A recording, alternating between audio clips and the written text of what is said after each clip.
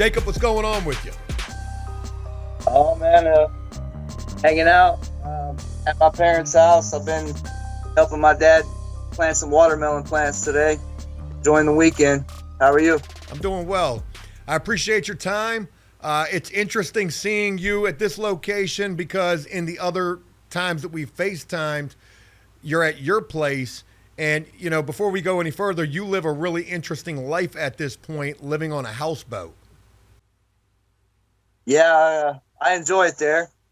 It's kind of I guess you could say it was a come up finding that place. I got a job in Gallatin, which is, depending on the traffic, it's an hour and 15 to an hour and 45 minutes from here.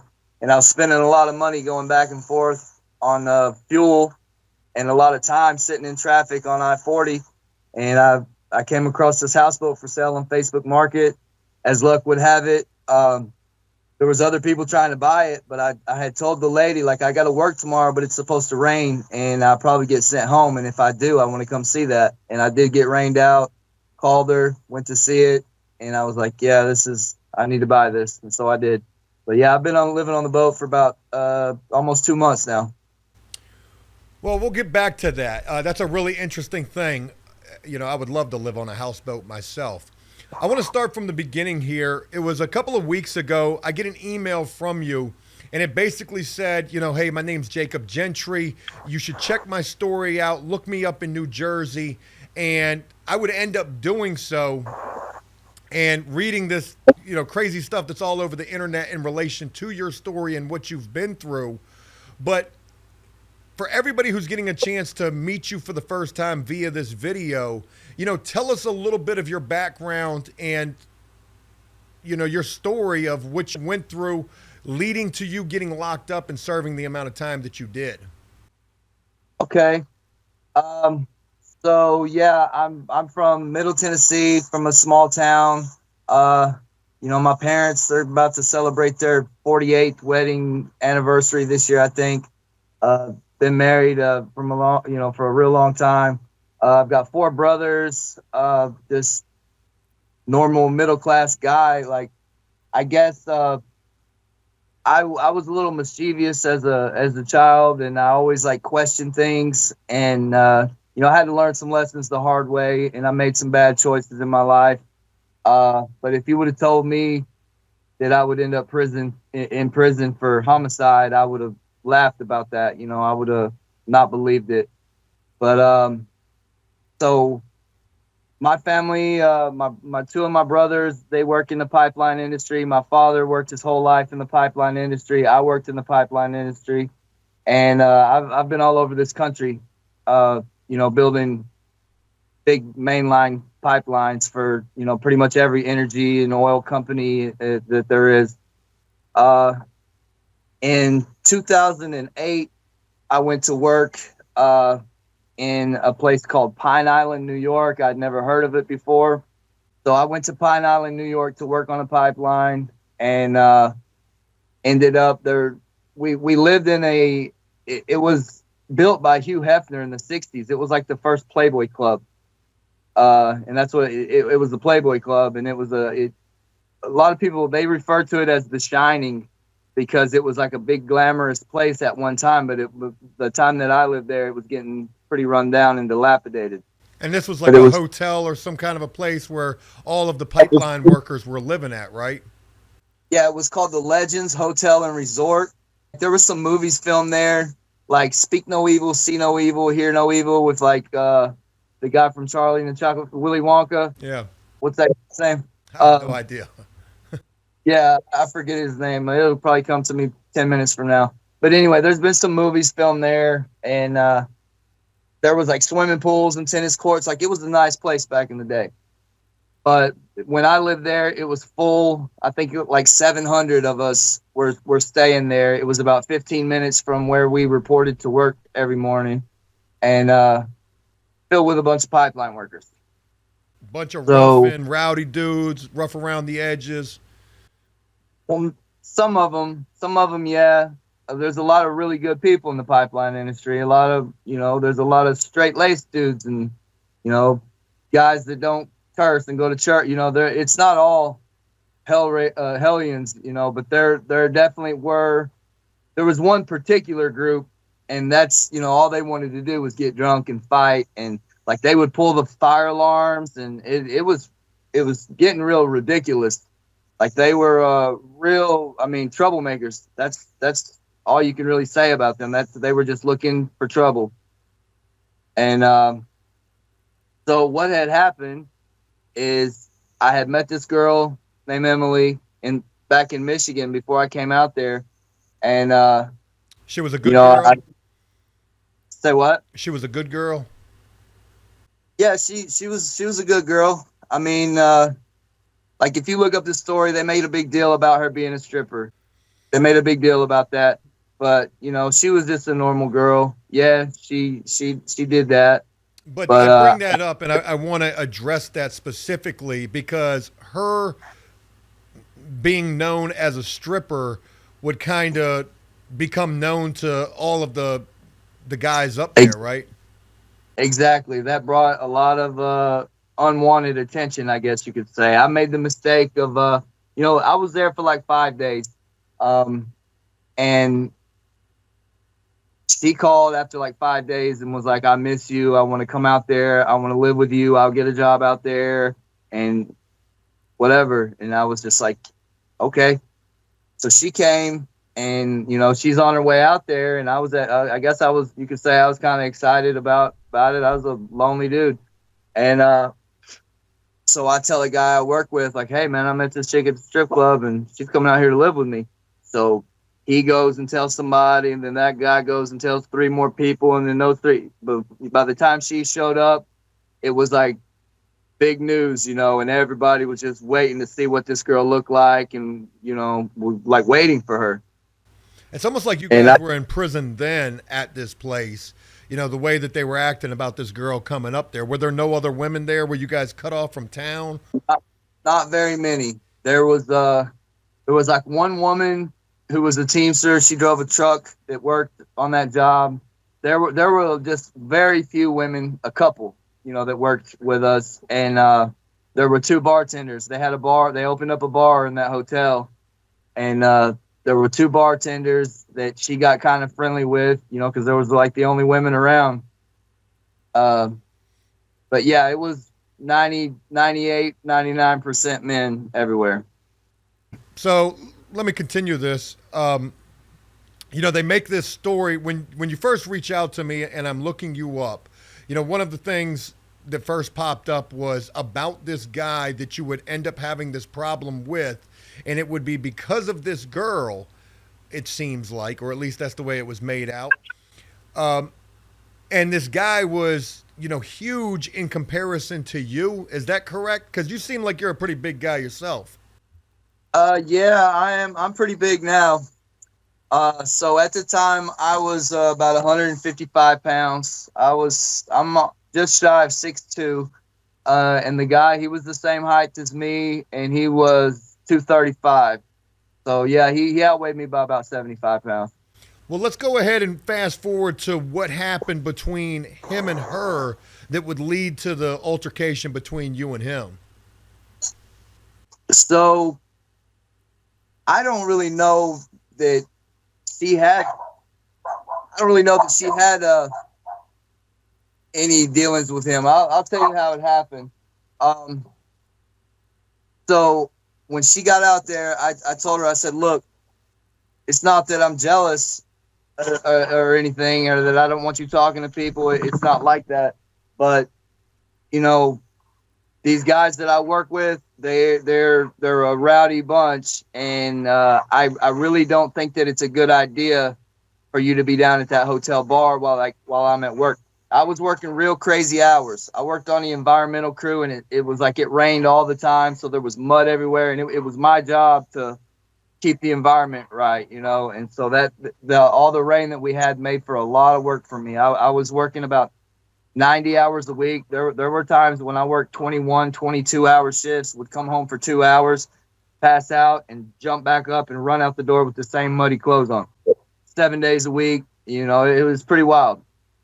And So I was gone all the time, and I said, look, I don't think it's a good idea for you to be down there at that bar because somebody's going to say something to you or do something to you, and you're not going to like it, and you're going to come back to me and want me to do something about it, and I do not need no problems.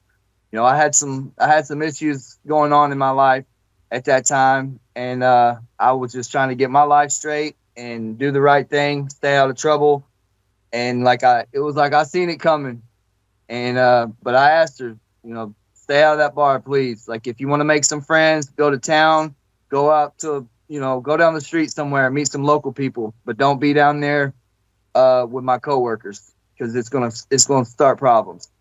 So the next thing I know, it wasn't very long after that, maybe a week later, I just got done working probably 20 something hours. It was like 3 o'clock in the morning. I'd been working since 6 a.m. the day before.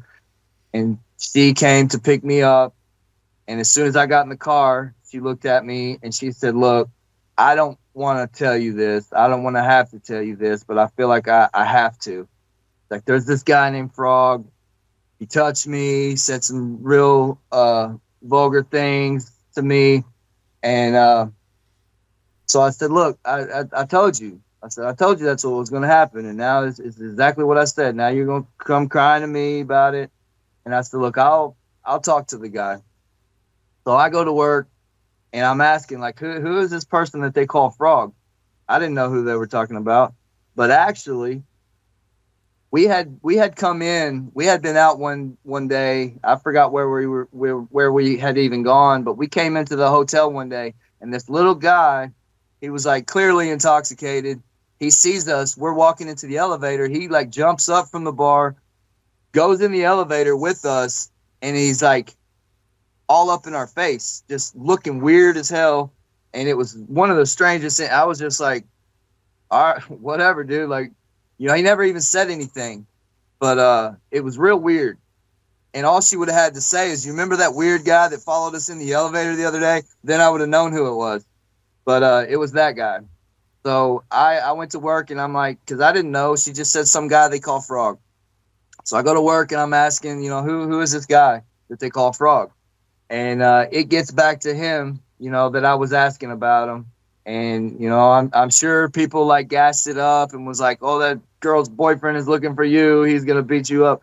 But it wasn't even like that at all. I didn't want to fight the guy at all. But I was going to say something to him. I was just going to say, hey, man, the girl said that you did some things that was out of line. Like, I just want to ask you to not do that. Respect her, please. And we ain't going to have no more problems. And everything will be all right. Like, I didn't want to fight nobody. Well, this guy, like I said, they were troublemakers. They was always trying to fight somebody. They heard that I was asking for them. So the next thing I know, I'm coming in from work. It wasn't 3 a.m. because the bar was still open, but it was pretty late. It was probably 10 o'clock at night. And I look over and I saw her at the bar. And I'm just like, oh, hell no.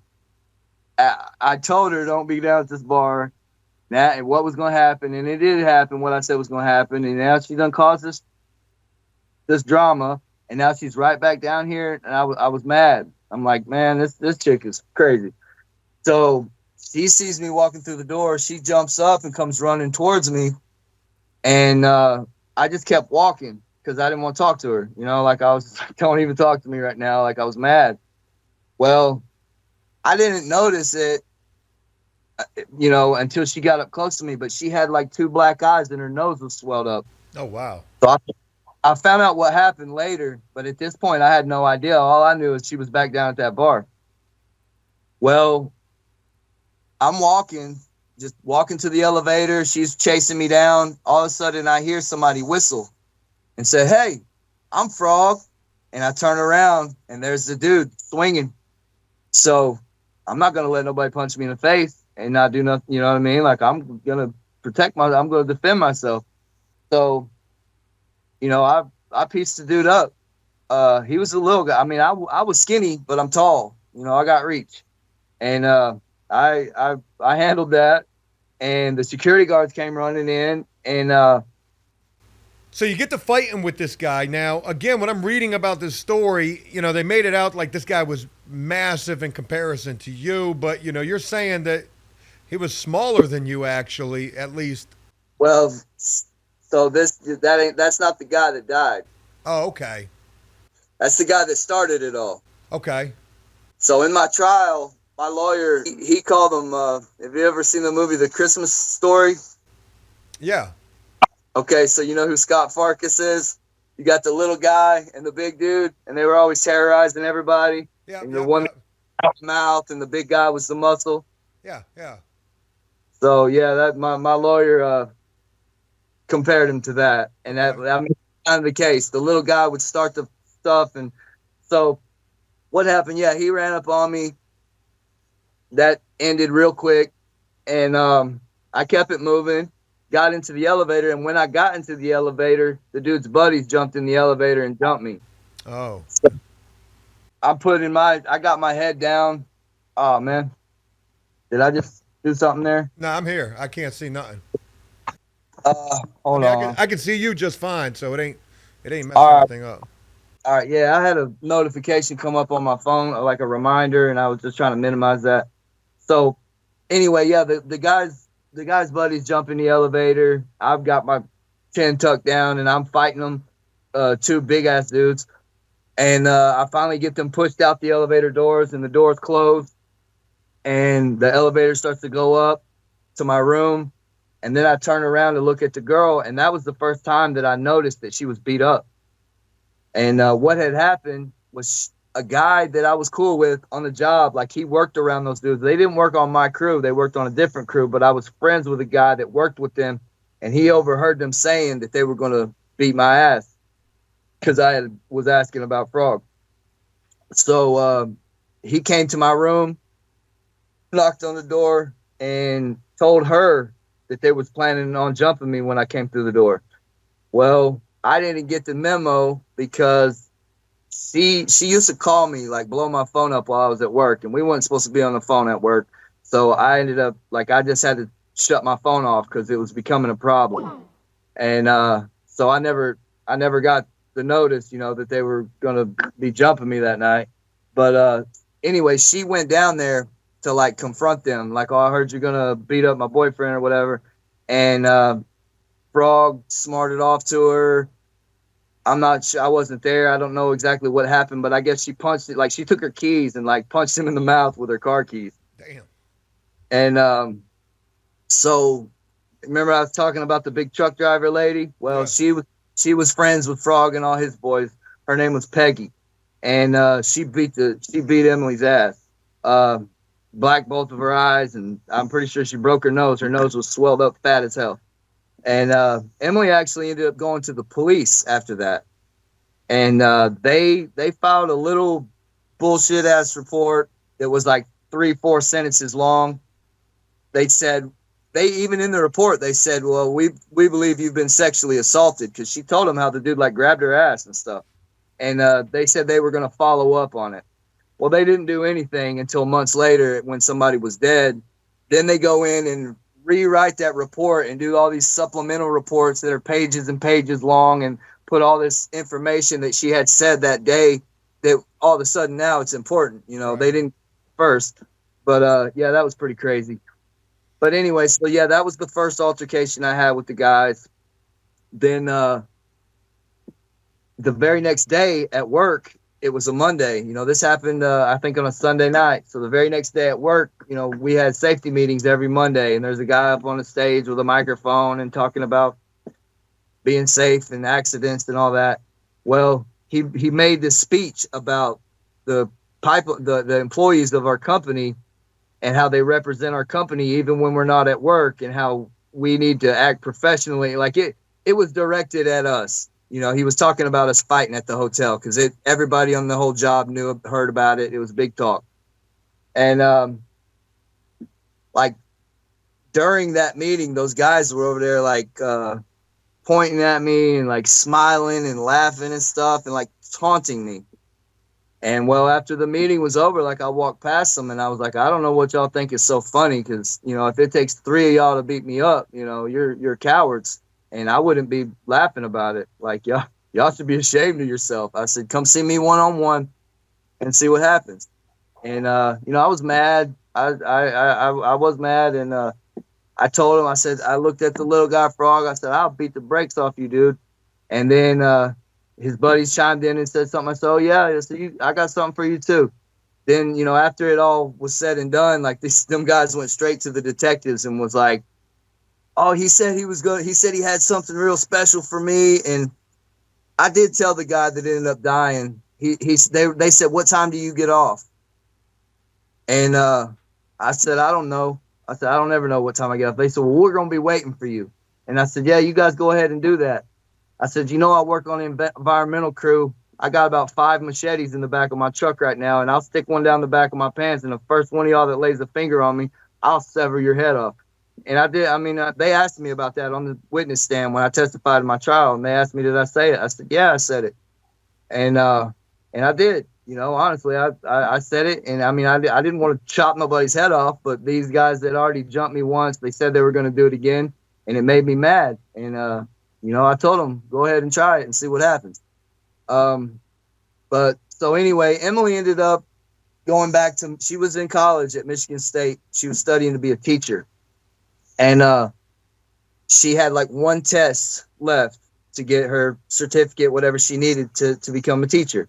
And so she went back to Michigan. She drove back to Michigan to take that test. And she was on her way back. She called me. This is maybe a week, 2 weeks later after the first incident happened. And she said, hey, I answered the phone. She's like, hey, she said, I'm like 5 minutes away from the hotel. She said, do you think you can come out to the parking lot and walk me inside so nobody bothers me? And I was like, yeah, I'll do that. So I get up, throw on a t-shirt, put some shoes on, walk down there. And as I'm walking out, she goes, hey, she says, stop at the bar and get me a vodka and tonic and get you whatever you want to drink. So I'm just, I didn't like frequent that bar or anything, and I don't even drink a lot, but I guess she was happy to see me. You know what I mean? She wanted to have a drink, celebrate. So I'm just like, all right, cool. So I walk up to the bar. I ordered her a vodka and tonic. I ordered me a double shot of Crown Royal and cherry Coke. And while I'm standing there waiting for the bartender to make my drinks, this guy comes up to me, and I knew his name because everybody had their names like on their hard hats at work. And this guy had a really unusual name, and I had noticed it. And so I'd never talked to him before, but I recognized him from work because I'd seen his name on his hard hat. He comes up, he says, man, I know you don't know me, but I just came to tell you that Frog and his boys, they're over there, and they're on some BS, man, and they're about to come jump you again. He said, you should just go back up to your room. And I looked at him. I said, man, I really appreciate the heads up, but I don't care if Hulk Hogan and the Ultimate Warrior and Randy Macho Man Savage is down here. Like, I ain't running from nobody. And so I pay for the drinks, walk out the door. I'm walking out to the parking lot to go meet Emily, and I hear that same whistle again. And hey. And I just think to myself, well, man, not these dudes again. Like, I knew it because the guy had already told me what was about to happen. And I just thought to myself, well, maybe if I just ignore him, and just pretend like I don't hear him, he'll just go away. So I just kept walking, pretend like I didn't even hear him. Well, I'm walking down the sidewalk. He gets off on the grass, and runs around me and jumps in front of me on the sidewalk and pokes his chest out. Now, this dude was only like probably 5 feet tall. Like he was a little ass dude. He was stocky. He probably weighed the same as me because I was real skinny, at that time. But anyway, he poked his chest out and was blocking my path. I was like, what, man? He said, you got my drinks. And I was just like shocked, that he even said that. And I just didn't even know what else to say. I was just like, I don't think I do, man. He said, yeah, I think you do. Or yeah. He's like, yeah, I think you do got my drinks. So I'm just like, all right, I know what it is. So I just turn around, I set the drinks down on the sidewalk, and like while I'm setting the drinks down, he like hooks off on me and starts like punching me in the back. And I set them drinks down, and I turn around and I beat his ass, dude. Like I Mortal Kombated that dude.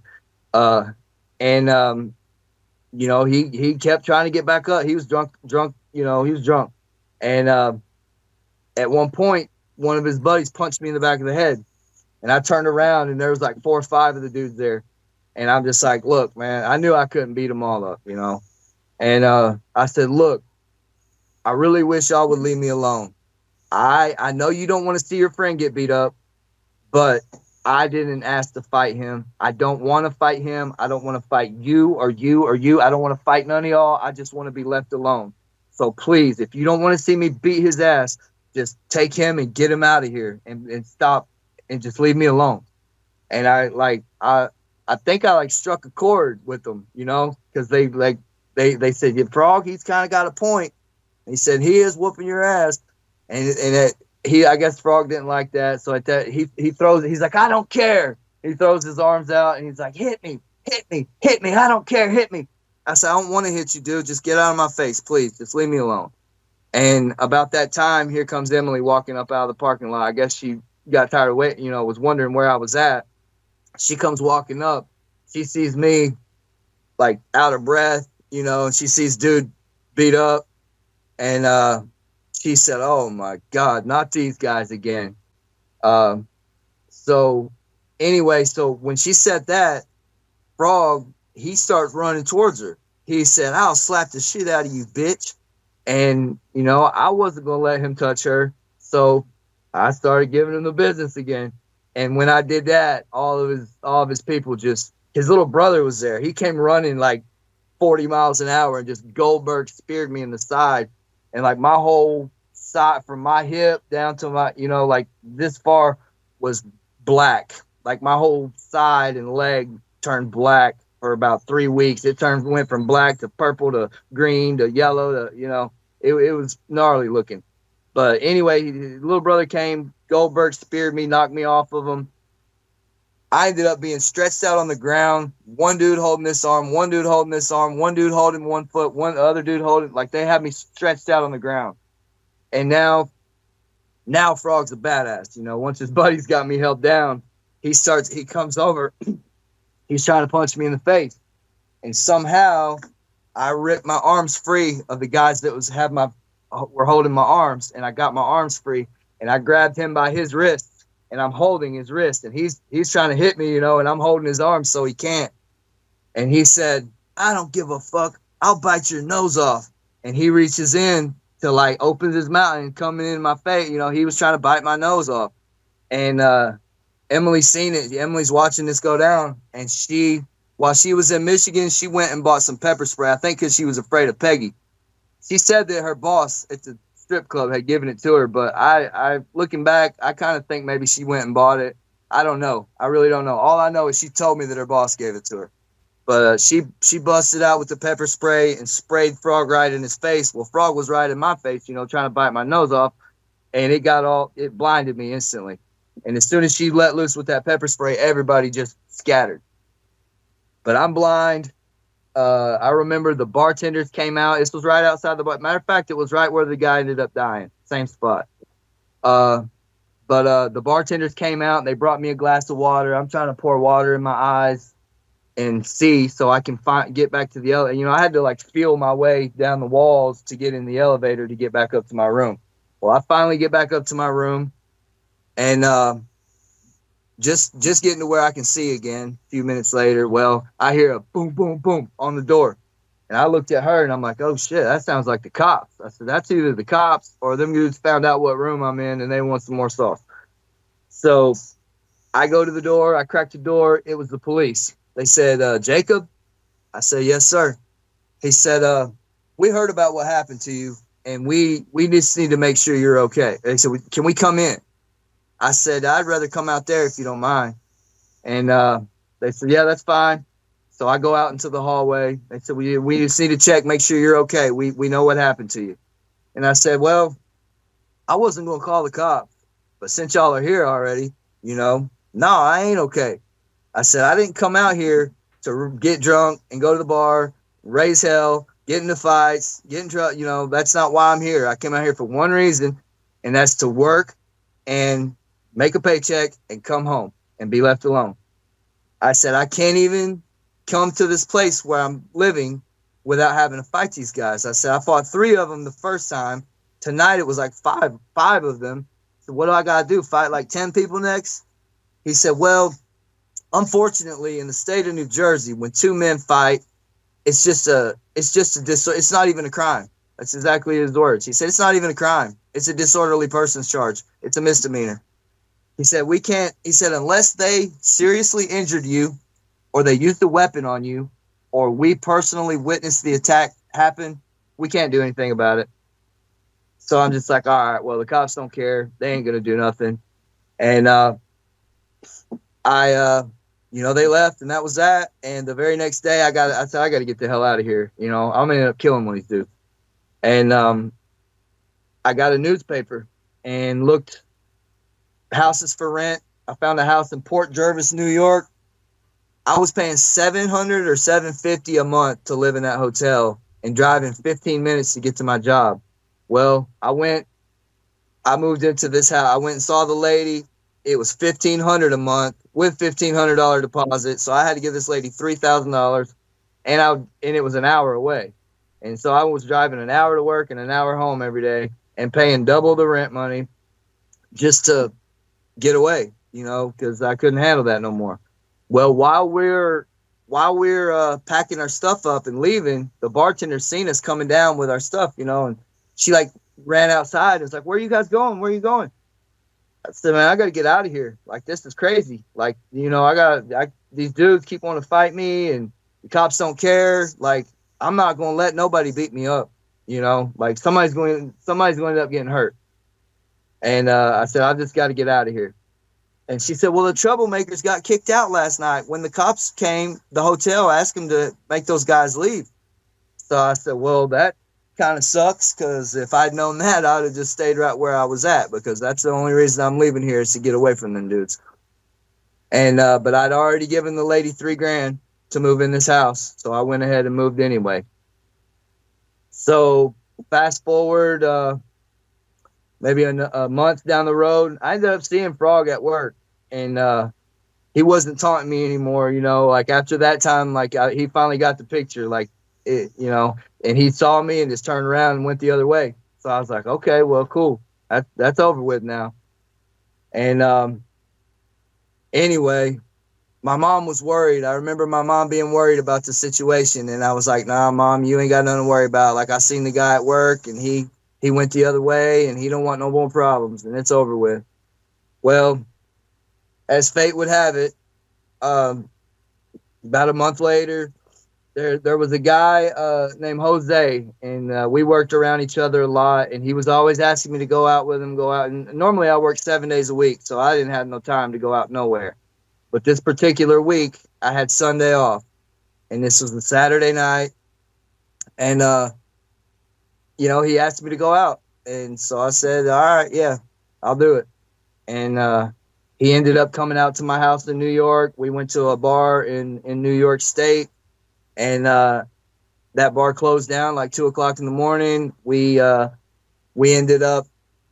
I knew a better way to go home than the way that I took to get there. And that way going home took us right past where we worked, or the spot where we met up for work every day. And there was a restaurant called the Jolly Onion. It was in the middle of they called it the Black Dirt region. It was in a big onion field. They grew onions there, and the dirt was just jet black. And this restaurant was called the Jolly Onion, and he saw that restaurant and knew where we were and knew that the hotel was just down the road 15 minutes. And he said, hey, you think you could just drop me off at the hotel and I'll come get my truck tomorrow? And I was like, well, Emily's driving, as long as she don't care, I don't care. And Emily was like, yeah, that's fine. So we go down to drop this guy off, and we pull in the parking lot, and it's after 3:00 in the morning. They were supposed to be closed, but they knew that them pipeliners were making money and were spending money. So, it was illegal for them to be open at that time. State law required them to be closed at 2 a.m. And this was 3 a.m. So he said, they're still open, man. They're still open. He said, come in and let me buy you one more drink. So I'm just like, all right, cool. And I remember I got out of the car. I looked up in the sky. As soon as I got out of the car, I looked up and I saw it was a full moon. And I had this feeling of like foreboding. Like I felt it, and it was like, oh shit! Like as soon as I seen that moon, like I knew something crazy was about to happen, but I didn't listen to it. I walked in there anyway, and we got in there. The dude bought me a shot. I'm sitting at the bar.